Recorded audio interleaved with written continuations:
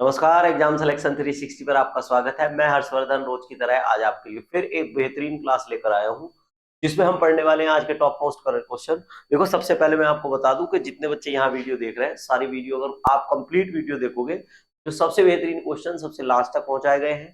तो आपको पूरी वीडियो देखनी है, जिससे सारी जानकारी आपको मिल जाए। और कुछ नई जो चीजें आएंगी, जो बहुत सारी आपको नहीं मिल पाएंगी कहीं भी, वो मैं आपको सबसे लास्ट में बताऊंगा। तो बिल्कुल वीडियो में बने रहे लास्ट तक। रोज की तरह सबसे पहले मैं बात करूंगा आज के कुछ इतिहास की, कि आज क्या कुछ ऐतिहासिक घटनाएं घटी है, क्या हम उन पे चर्चा कर सकते हैं। तो ऐतिहासिक घटनाएं घटी है कि आज ही के दिन ईस्ट इंडिया कंपनी ने क्या कर दिया था, बंगाल को एक अलग रियासत बना दिया था। ठीक है, अलग रियासत का मतलब एक अलग स्टेट के रूप में अलग बना के उन्होंने घोषणा कर दी थी कि ये बिल्कुल अलग रहेगा, इसका हम अलग तरीके से शासन करेंगे। प्रधानमंत्री पंडित जवाहरलाल नेहरू की जयंती आज ही के दिन मनाई जाती है, और उनकी जयंती को हम मनाते हैं बाल दिवस के रूप में। 1922 में ब्रिटिश ब्रॉडकास्टिंग कॉर्पोरेशन, जिसको आप बीबीसी के नाम से जानते हैं, बीबीसी ने ब्रिटेन में रेडियो सेवा की शुरुआत आज ही के दिन की थी। इसके अलावा 1967 में सी के नायडू भारतीय क्रिकेट टीम के पहले टेस्ट कप्तान की अगर बात करें, तो उनका आज ही के दिन क्या हुआ था, देहांत हुआ था।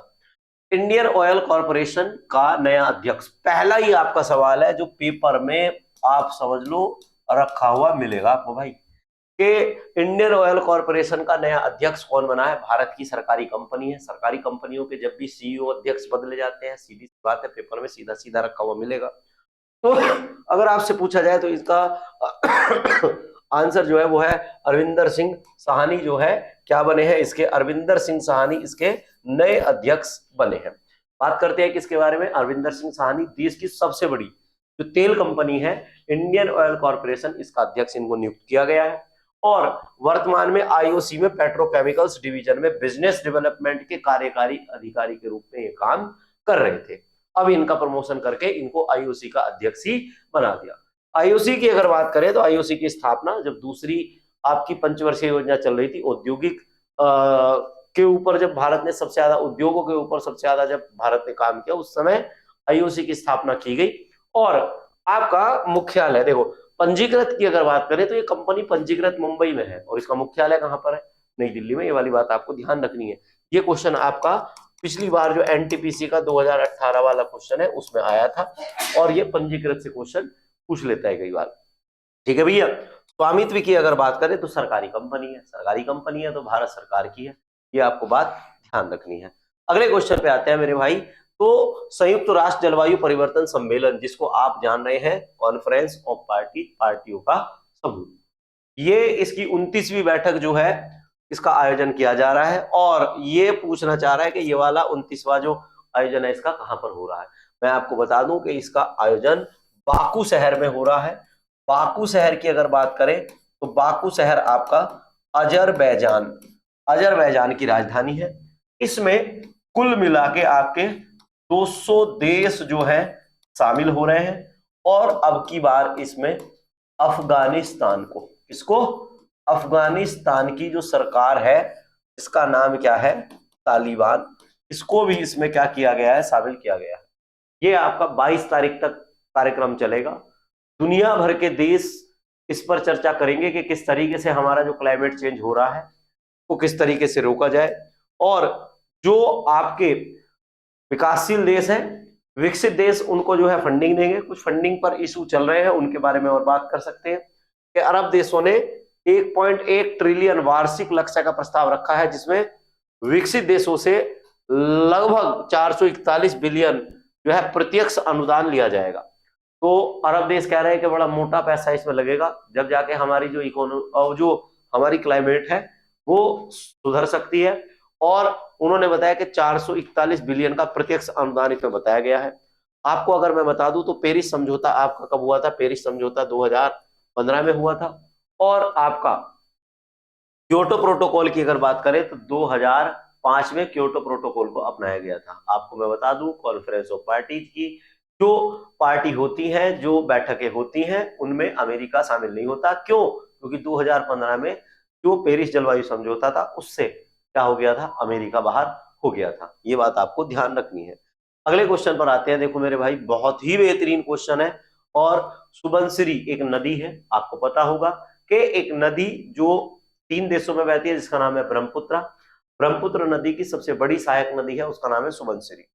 अब सुबनसिरी नदी पर एक भारत का सबसे बड़ा प्रोजेक्ट बनने की बात चल रही है। मसला यह है कि उस प्रोजेक्ट पर काफी विवाद है।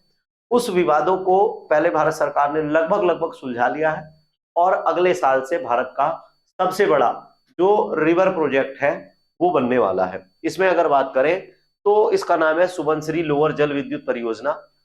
किन दो राज्यों की सीमा पर ये बन रही है, पहली बात तो ये। अगर बात करें तो आपको पता चल ही रहा होगा कि ये कहां पर है, अरुणाचल प्रदेश और असम। अरुणाचल प्रदेश और असम में आपकी ये नदी बहती है, दोनों राज्यों की सीमा पर ये बन रही है। और इसमें अगर आपसे पूछा जाए तो क्या होने वाला है, दरअसल इस परियोजना में ये आपका हाइड्रो जो इलेक्ट्रिक परियोजना है। और पूरी जब ये हो जाएगी तो पूरी हो जाने के बाद ये भारत की सबसे बड़ी जल विद्युत परियोजना बनने वाली है। इसके अलावा आपको मैं कुछ बता दूं कि नेशनल हाइड्रो पावर कॉर्पोरेशन जो है इसको बना रही है। साथ ही साथ में आपको ये वाली बात ध्यान रखनी है कि असम और आपका जो अरुणाचल प्रदेश है, तो अरुणाचल प्रदेश में एक नदी बहती है जिसका नाम क्या है, ब्रह्मपुत्र। और ब्रह्मपुत्र को अरुणाचल प्रदेश में दिवांग नदी के नाम से जाना जाता है, क्योंकि ये दिवांग दर्रे से क्या करती है, प्रवेश करती है। इसके बाद जैसे ही असम में आएगी तो असम में इसको जो है क्या नाम दे दिया जाएगा, ब्रह्मपुत्र नाम दे दिया जाएगा। और इसमें लोहित और सुबनसिरी नदियां मिलती हैं। लोहित नदी आपकी जानते होंगे कि उसको खूनी नदी के नाम से जाना जाता है। खूनी नदी उसको इसलिए कहते हैं क्योंकि लाल मिट्टी के कटाव के कारण उसमें मिट्टी का रंग लाल हो जाता है, और बरसात के मौसम में ऐसा लगता है जैसे खून की नदी बह रही हो, इसलिए उसको खूनी नदी के नाम से जाना जाता है। बात करते हैं भारत में क्या कभी कोई ऐसे प्रोजेक्ट बने हैं, तो ये जो प्रोजेक्ट बन रहा है इस पे 250 मेगावाट की इकाइयों की 2000 जो है मेगावाट 250 मेगावाट की इकाइयां स्थापित होंगी, जो लगभग आपकी अलग अलग जो है 7-8 इकाइयां स्थापित होंगी जो 2000 मेगावाट बिजली को बनाएंगी। इससे अरुणाचल प्रदेश और असम की जो बिजली की समस्या है वो लगभग लगभग खत्म हो जाएगी। और इसकी अगर ऊंचाई की बात करें तो ये नींव की अगर बात करें तो नींव से इसकी जो ऊंचाई है वो तो है 284 मीटर, और सॉरी 130 मीटर।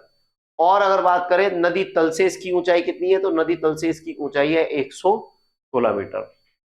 अगर बात करें लंबाई कितनी है, तो लंबाई इसकी 284 मीटर है, काफी लंबा ब्रिज है।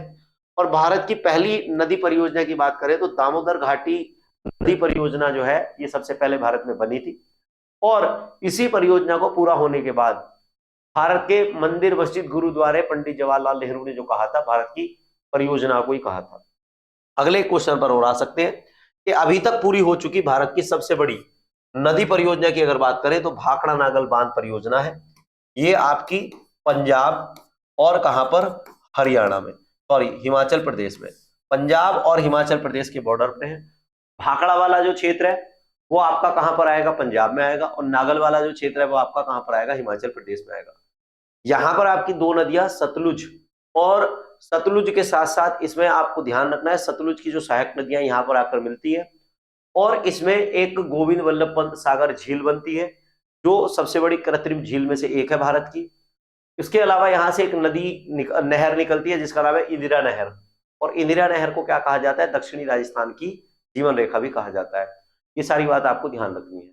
इसमें से जो सतलुज नदी है आपकी, सतलुज और रावी जो नदी है, ये दोनों नदियां आगे चलकर फिर कहां चली जाएंगी, पाकिस्तान चली जाएंगी। और पाकिस्तान के मिथनकोट के आसपास जाकर मिल जाएंगी कौन सी नदी में, आपकी चेनाब नदी में। और चेनाब नदी बाद में जाकर कहां मिल जाती है, आप सभी को जो पता ही है, इसमें सिंधु नदी में। और अभी आपको तो मैंने थोड़ी देर पहले बताया था कि सिंधु नदी का जल समझौता जो है दोबारा से होने वाला है, उस पर पाकिस्तान और भारत चर्चा कर रहे हैं। हाल ही में किस संगठन ने दिल्ली में दक्षिण एशियाई दूरसंचार नियामक परिषद स्टार्क की मेजबानी की है?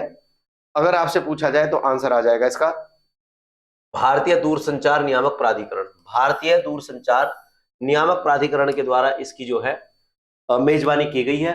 इसमें अगर बात करें, इस कार्यक्रम का आयोजन जो करवाया है वो प्रशांत एशिया प्रशांत दूरसंचार समुदाय, जिसको शॉर्ट फॉर्म में एपीटी कहा जाता है, इसके द्वारा करवाया गया है। एपीटी की अगर बात करें तो एपीटी एक अंतरराष्ट्रीय एक गैर जो सरकारी संगठन है। इसकी स्थापना 1979 में हुई थी और सदस्य इसमें जो है एपीटी में 38 है। सहयोगी देश इसके 4 हैं और सदस्य देश इसके कितने हैं? 140। ये आपको ध्यान रखना है। अगले क्वेश्चन पर बढ़ते हैं। तो अगला क्वेश्चन क्या है आपका? अंतरिक्ष अभ्यास, इसका नाम है अंतरिक्ष अभ्यास 2024। आपको कई बार ये कंफ्यूजन कर देगा कि क्वेश्चन गलत तो नहीं लिखा हुआ, 2 बार अंतरिक्ष आ रहा है। तो अभ्यास का नाम ही क्या है? अंतरिक्ष अभ्यास 2024।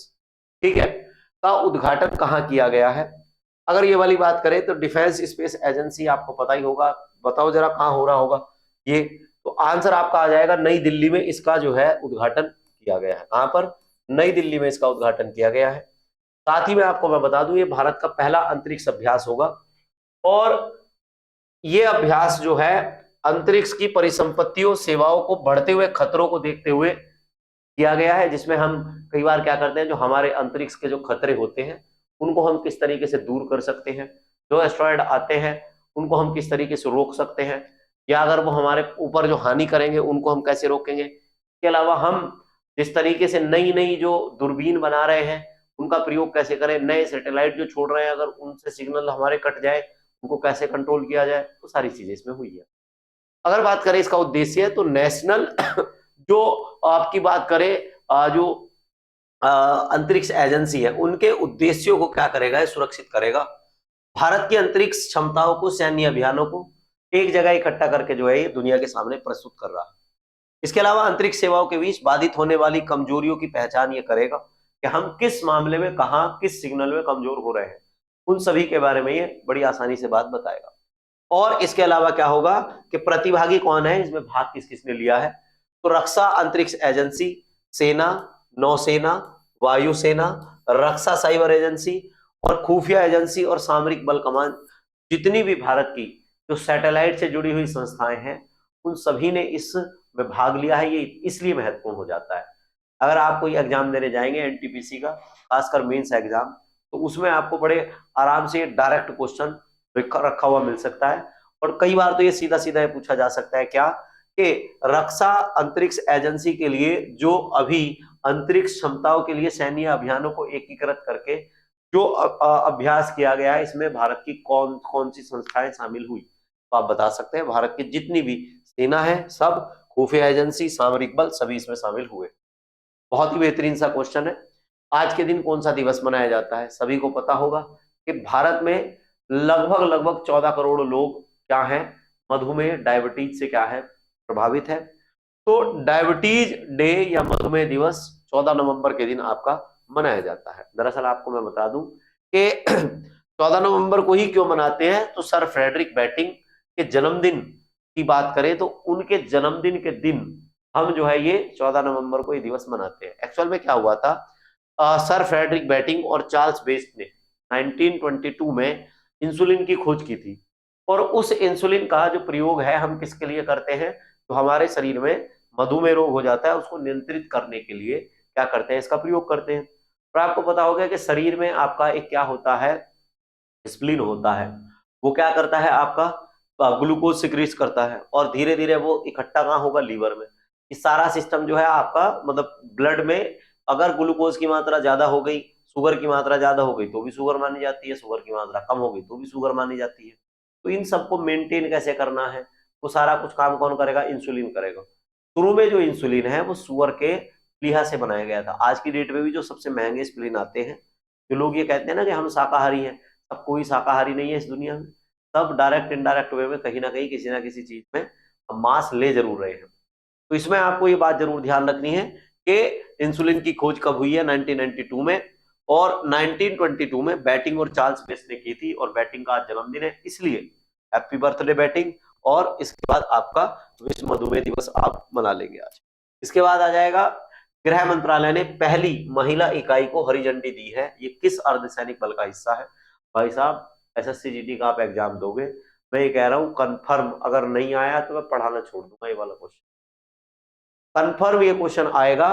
और ये क्वेश्चन आना ही आना है और एक दो शिफ्ट नहीं, ये कई शिफ्टों में पेपर आएगा। इसका आंसर क्या है, सीआईएसएफ। अभी तक क्या था कि हर किसी अर्धसैनिक बल में क्या है आपका थोड़ा थोड़ा महिलाओं का शेयर दिया हुआ था, अब प्रॉपर वे में सेंट्रल इंडस्ट्रियल पुलिस फोर्स, जिसको CISF कहा जाता है, इसने क्या कर दिया है, अब महिलाओं के लिए एक अलग से क्या बनाने की, बटालियन बनाने की घोषणा कर दी है। महिला बटालियन के गठन को इन्होंने मंजूरी दे दी है। इस बटालियन का उद्देश्य सुरक्षा के क्षेत्र में लैंगिक समानता को बढ़ावा देना है।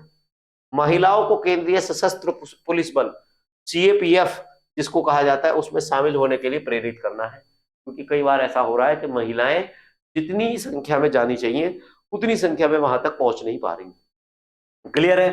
तो ये आपको समझना है। CISF के बारे में बात करते हैं। और तो CISF की स्थापना आपकी अगर पूछी जाए तो 10 मार्च 1969 में हुई थी। 1983 में एक सशस्त्र बल का इसको दर्जा दिया गया था और इसका हेडक्वार्टर नई दिल्ली में है। महानिदेशक की अगर बात करें तो राजविंदर सिंह भट्टी इस समय का है महानिदेशक है।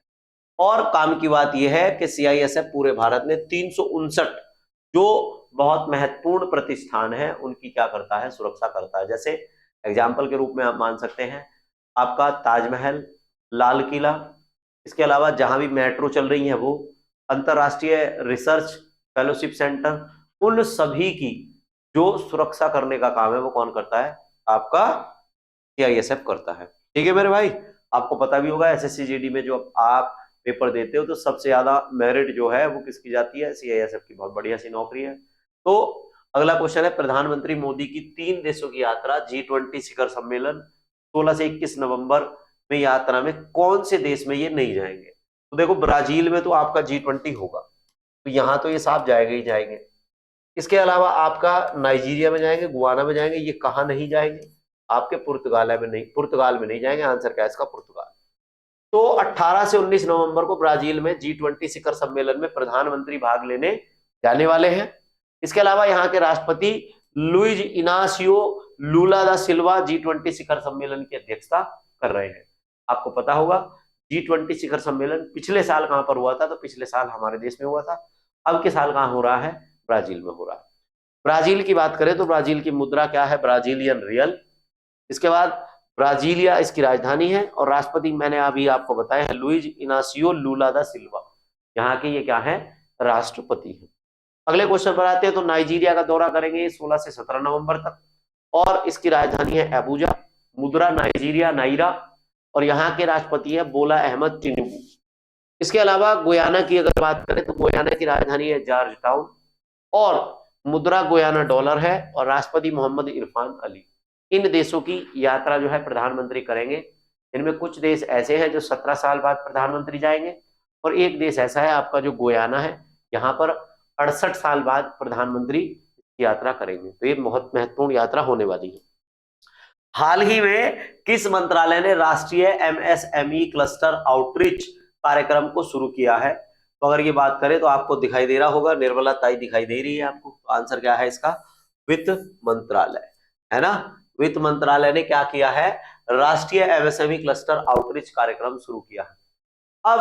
अब इस कार्यक्रम में होगा क्या, सारी चीजें बताता हूं। तो ये वित्तीय विभाग सब्सिडी सिडबी का एक संयुक्त प्रयास है। पूरे भारत में जितने भी सूक्ष्म और छोटे उद्योग हैं उनमें MSME के समर्थन के लिए इसको शुरू किया गया है और MSME के लिए वित्तीय पहुंच संसाधनों को बढ़ाएगी और उनकी वृद्धि को क्या, उनके विकास में जो है ये बड़ी मदद करने वाली है। क्लियर है?